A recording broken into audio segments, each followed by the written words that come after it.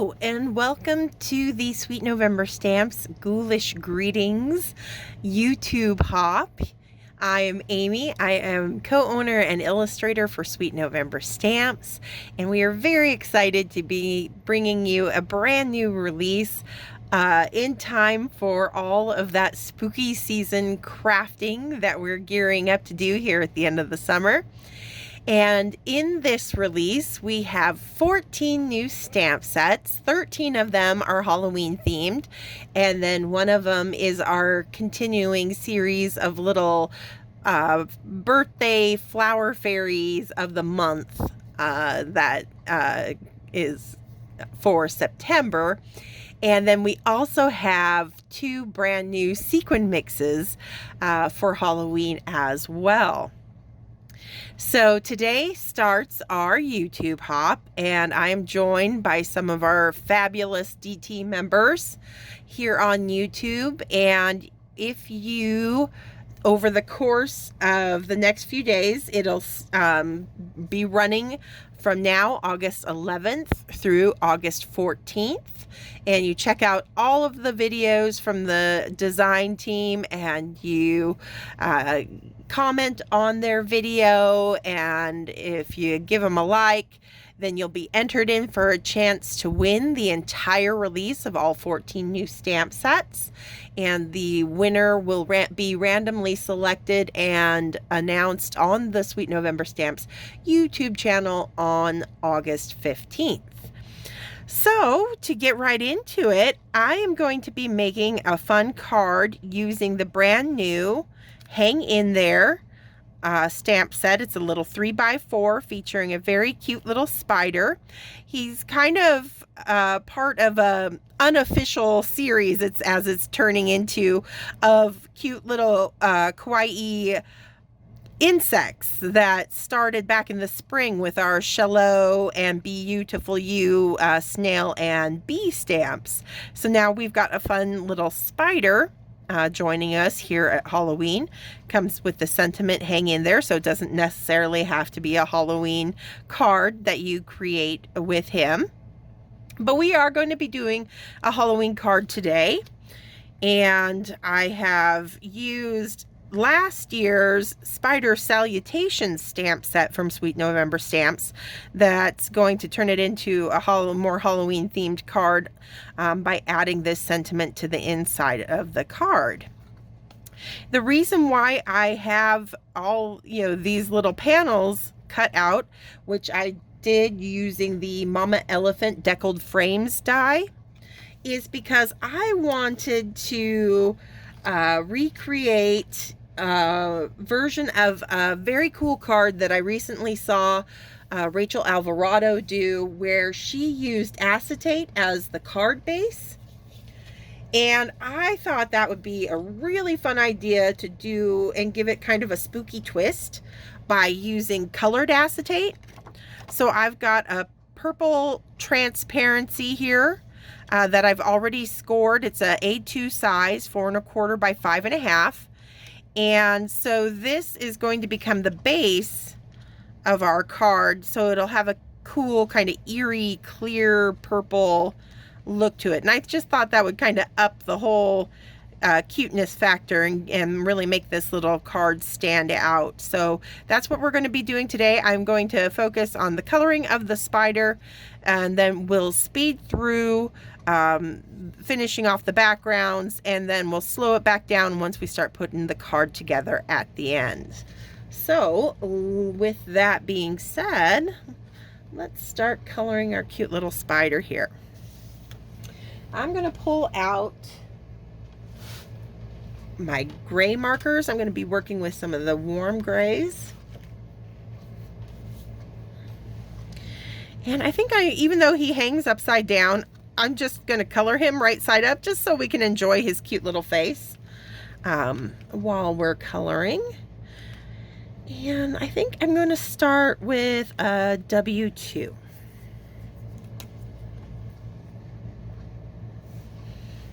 And we'll start with the little face here, the light W2.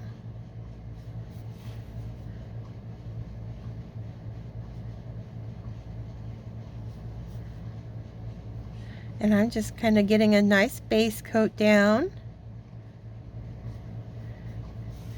And then I think I'll use the same light grays on his little limbs here. And he's just a very simple little character, so I'm going to go ahead and do all his little parts and pieces that I want in this color all at once.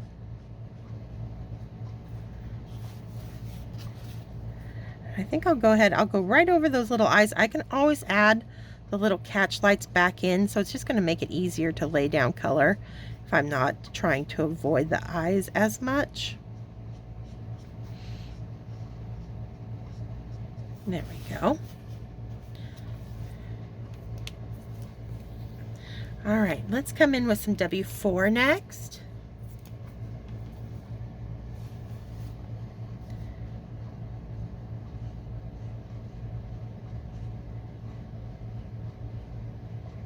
I'm just going to draw up a little bit darker color. You know, he's got this little fuzzy head of hair, I guess we'll call it. Yeah, that I'm getting a little bit of darker color dropped underneath it. We'll reinforce. I just like to do a little bridge line where the nose would be on these characters that don't have noses. Gives it a little indent on the inside of that face there.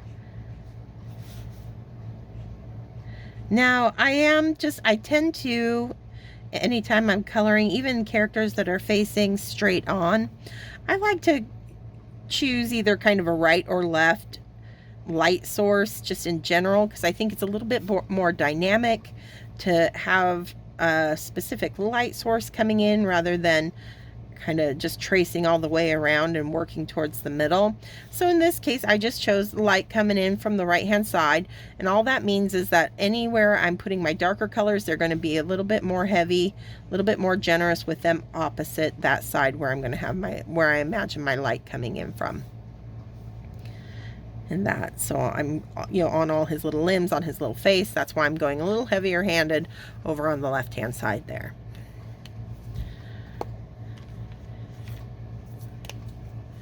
Come in with a little bit of W6, and I'm going to just use the very tip of that nib and a very fine line because I don't want to go too heavy handed with this darker color, but I do want the little bit of contrast that it's going to provide.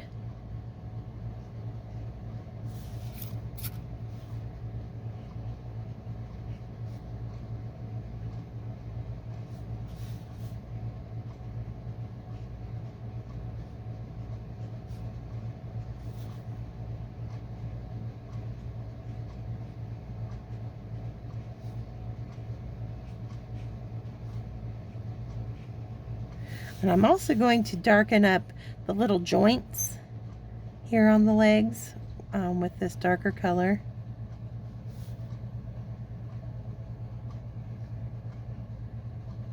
There we go. Now I'll just go back to my W4.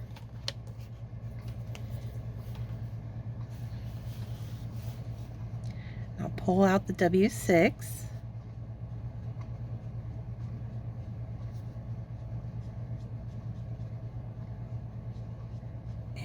Fill in a little bit further than I did with my initial pass of the 4. It'll just extend out a little bit further.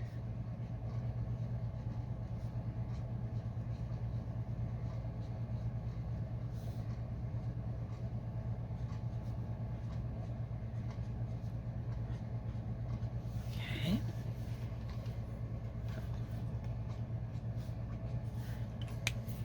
And then back to the W2 that we started with.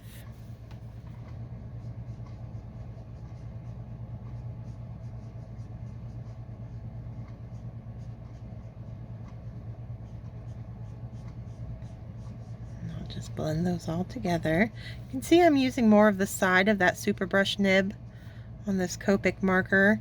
Just gives me a nice soft wide path of color, and by holding it further back on the pen itself, there's less pressure on the nib, so I can avoid being too heavy-handed, and it just gives me a nice soft application of color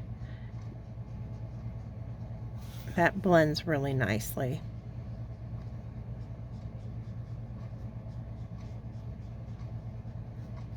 Okay.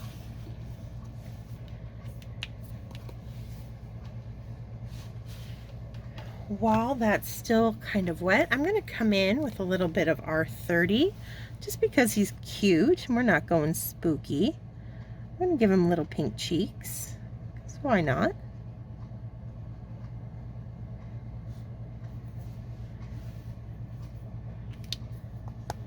I might even deepen him up just a bit with some 21.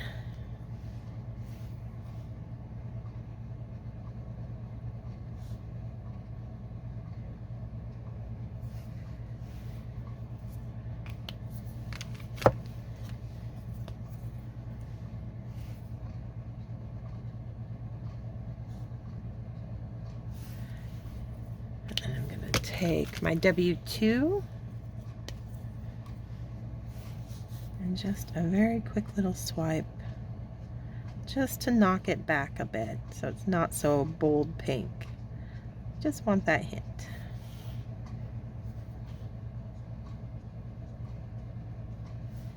There we go.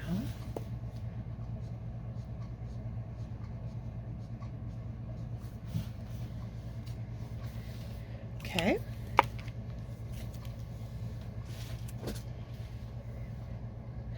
Now I'm going to do his little fuzzy head and his little abdomen, or is it thorax? I forget. I'm not, I don't really know insects all that well, but this is little behind down here.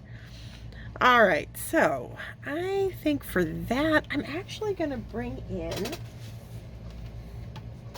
a little bit of E43. We'll start down here.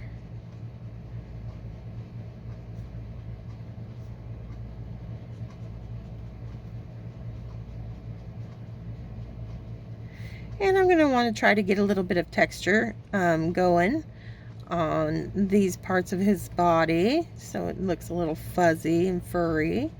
So I'm doing just quick little swipes, quick little flick of the wrist so I get a nice tapered end at the end of each of my brush strokes, because we're not going to want to make this super smooth by the time we're done coloring.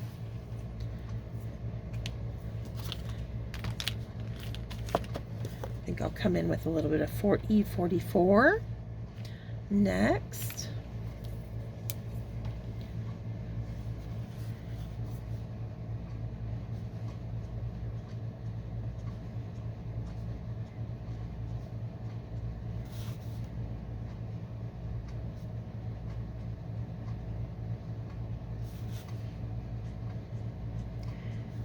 And just continuing to, play up those individual brush strokes.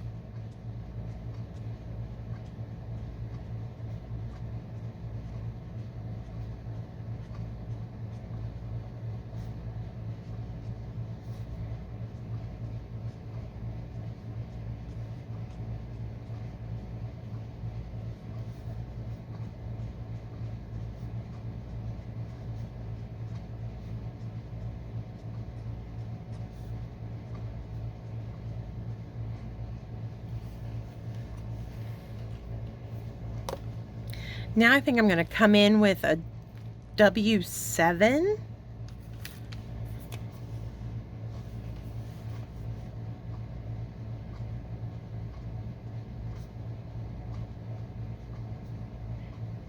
And the W's, kind of one of the reasons why I chose the W's for this little guy is because they do work so beautifully, kind of hand in hand with the E40 family, because the E40 family has such a strong gray undertone to it, and with the warm grays having a strong kind of brown undertone to them, they just always work really beautifully together.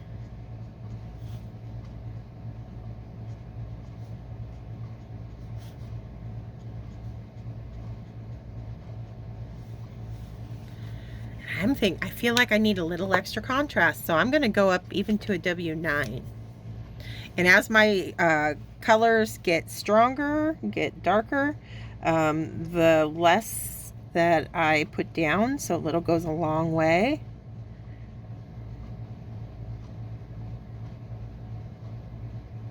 So my little brush strokes are a lot tighter and smaller with this W9.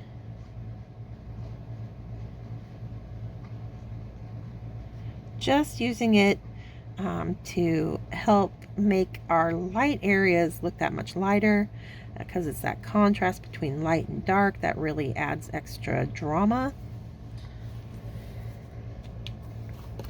So we'll pull that out with the W7.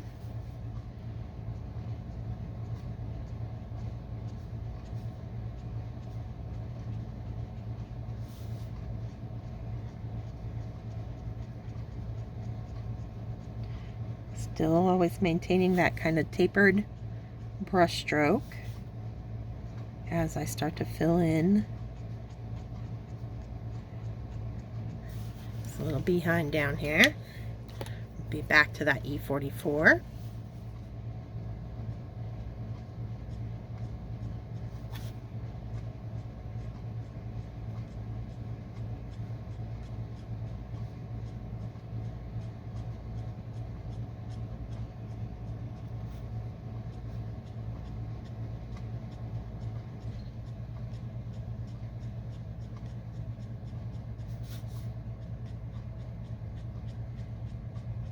Consistently eating away at that kind of halo of light that I'm putting in across the center there, where I imagine his little bulbous little body is kind of, that pooks out a little further there in the center.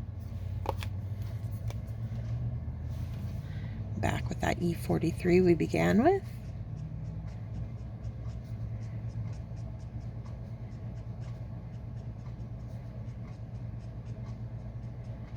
Now kind of fill that in, and if I leave a couple little specks of the white cardstock showing, I'm not going to hate on that. It's just going to give it a little extra boost of contrast within our little spider's body. So now let's do the same thing up here on his little head.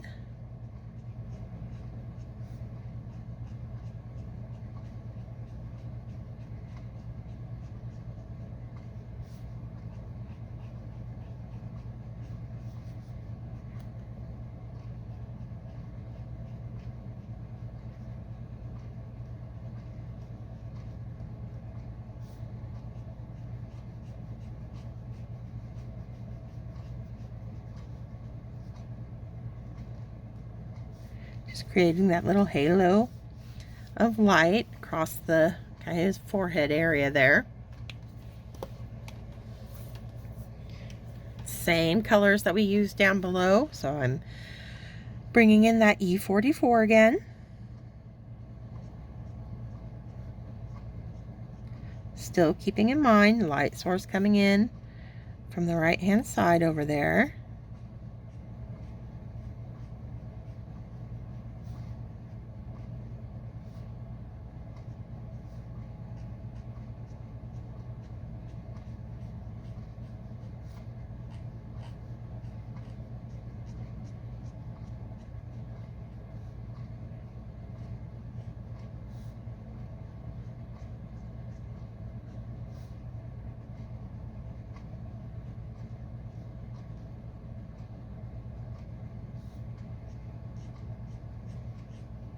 Be a little bit more generous over here. Just want to get a good base down. Okay. W7 is next.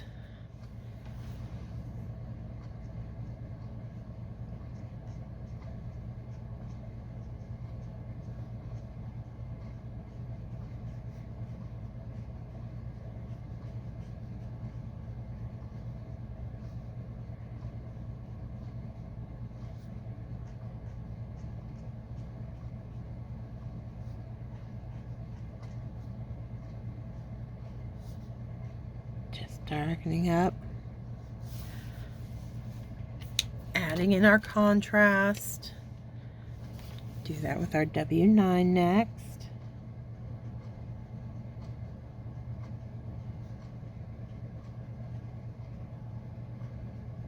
Small, tight little brush strokes, pulling up and away from the paper to get that nice tapered end.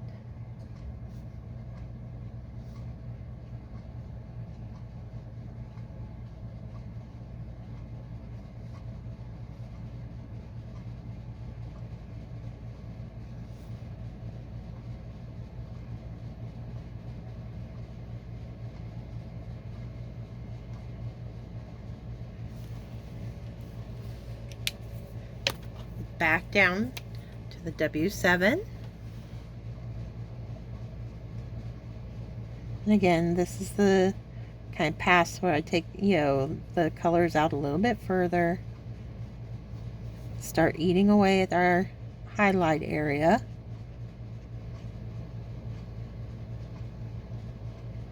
A bit more.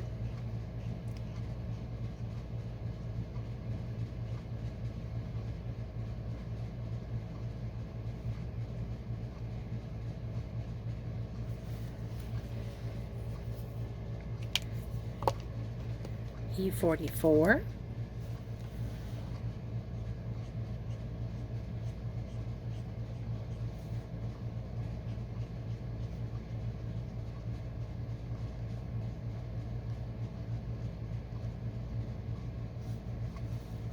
Spin him this way, pull down.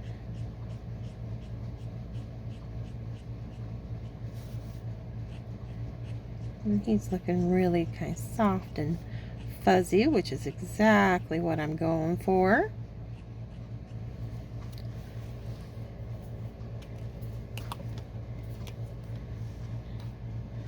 And that E43, finish it off.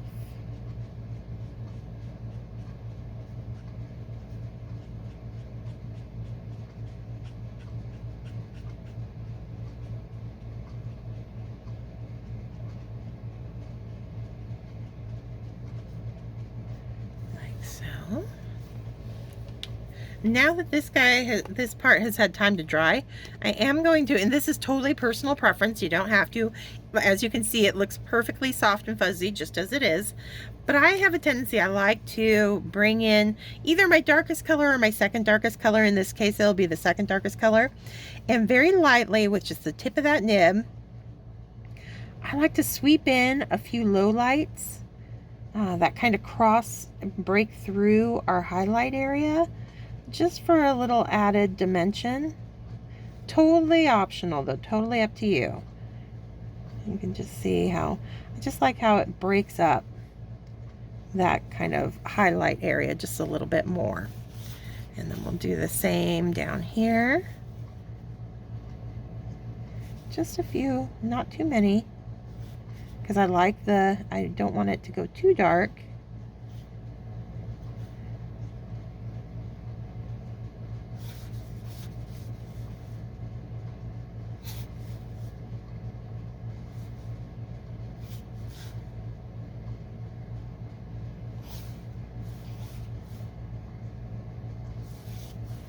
There we go.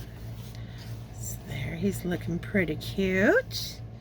Now we got his little chest area that we need to do next. And the reason why I didn't do that with the same color combo is because I want to give him a little pop of purple that's going to match our card base. So we're going to give him a little bit of purple, a little bit of flair on his little chest there.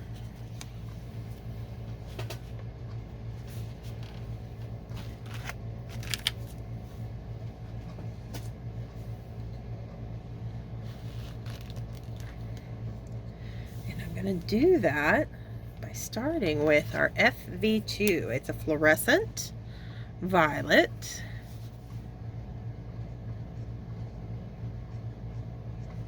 Same kind of brush stroke, where we're using that tip of the nib, pulling up and away so we get those fine tapered ends, because we want it to look furry too, even though we're using a different color combo.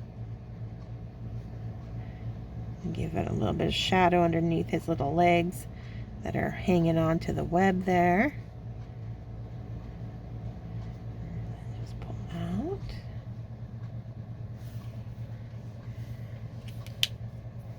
Then I'm going to come in with a BV29.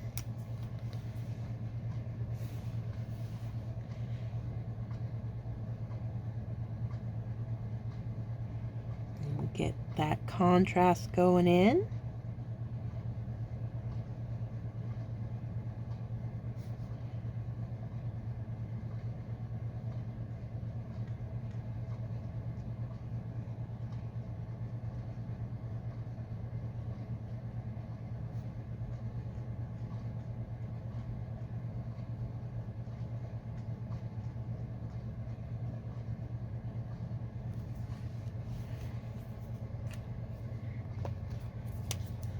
To the FV2.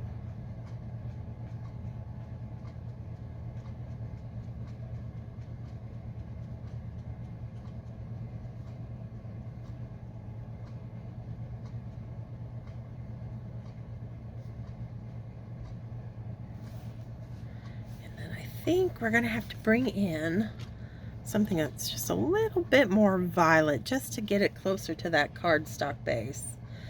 So I think I'm gonna try VO4.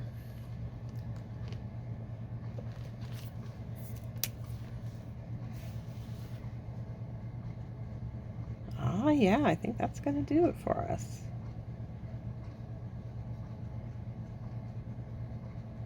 Definitely adds in that little bit of jewel tone pop that we're after.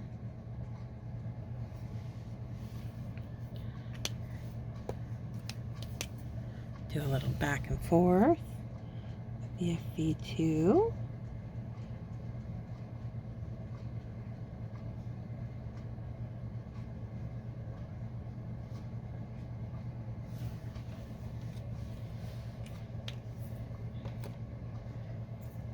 And then just a few, very light, using the tip of that nib.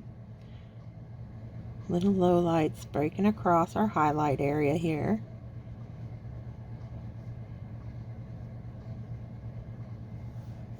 So,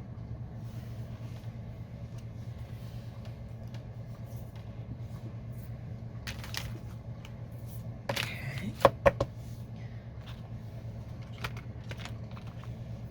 going to use a black multiliner pen, a 0.1, and I'm just going to fill in the black of his eyes a little bit more, since my ink pad's an older ink pad and needs to be refilled. So I want to darken up his main eyes here before adding the catch lights back in, just to help him stand out more on the little gray face.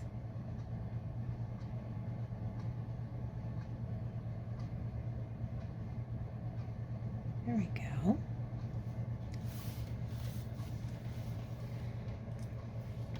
Then I'm going to grab my white Sharpie. Any white gel pen will do the trick.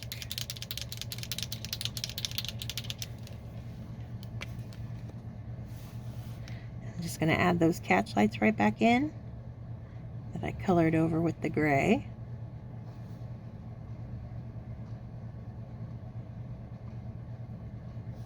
And just a little dab on the little eyes over here too. There we go. Very cute.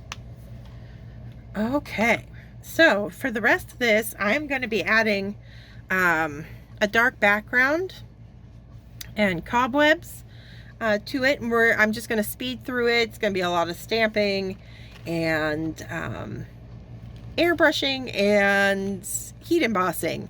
So we'll watch that come together quickly just to save on time, and then once I got this all done, we'll slow back down for the final put together. How's that sound? All right, enjoy.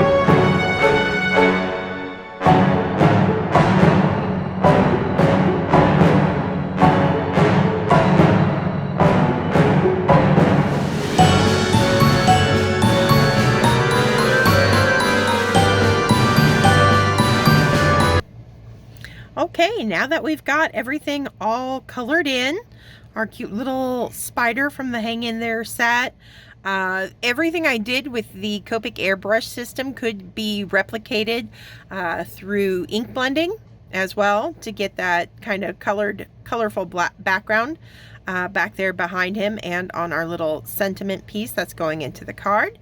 And now it's time to assemble our little acetate based card. I'm going to be using Barely Art Precision Craft Glue, and I'm just going to apply the glue all along the back here.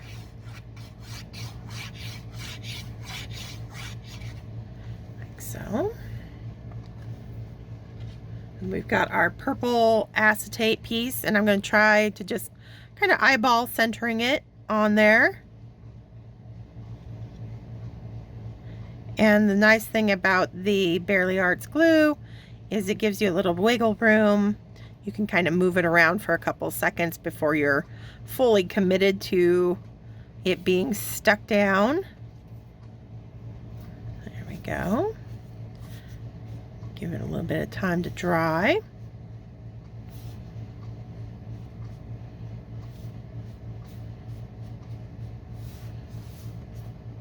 Okay, now I've got an extra piece cut out to hide the ugly inside so you don't see the glue holding the front piece on. So because I've used a die that is asymmetrical, in order for it to line up perfectly, I'm going to have to put the glue on what would be the front. I don't want to have the nice face. Basically, it wouldn't line up perfectly. So I'm going to have this side showing up. I got a little black on there though, but I figured it'd be a space to like write in on the inside of the card. So get the glue on there.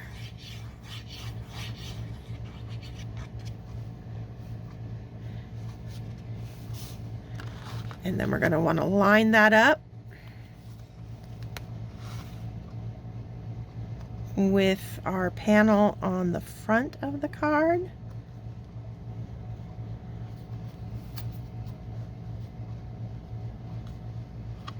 Looks pretty good. Maybe I'll be able to take a bit of eraser here.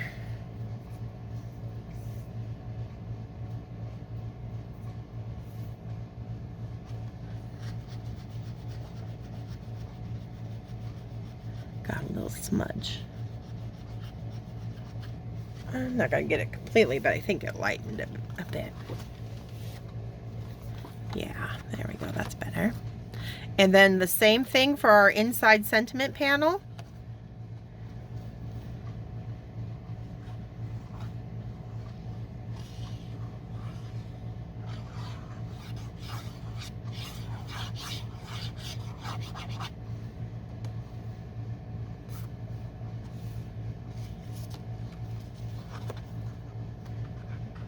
And what I'm going to do so that it lines up perfectly is I'm going to lay it face down here.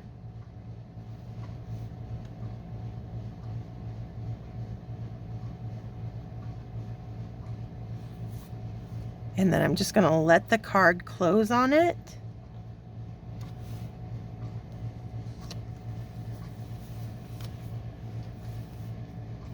And then I just realized I'm going to have to cut one more panel so I can hide the ugly glue on the back side of the card as well, and be able to stamp my Made by Amy stamp back there too. But I can do that after the video's over. You guys get the gist of it.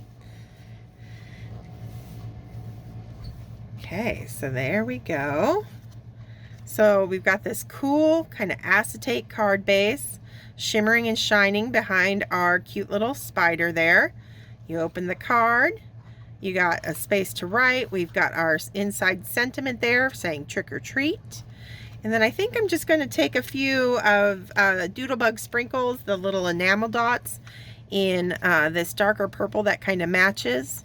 And I just feel like I want to pop a couple onto our card here. Maybe a small one.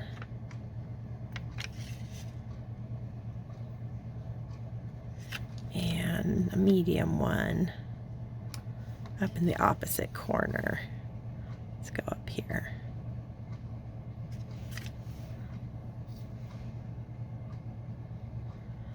There we go. Simple, just 3 little dots caught in the web. All right. So there we have it. We have our little hang in there spider, actually just hanging in there with all his little cobwebs behind him. Looking super cute. Got the inside of the card all done and very fancy and fun and easy to do. And so hopefully that gives you some inspiration for your Halloween crafting this year. Be sure to check out the new release that's in the store now at Sweet November Stamps. And then hop on over to the rest of the design team participating in the Hop today so that you can get entered into that chance to win all 14 of the brand new stamps in the Ghoulish Greetings release at Sweet November Stamps. All right, thanks so much for stopping by and stay crafty, my friends. Bye.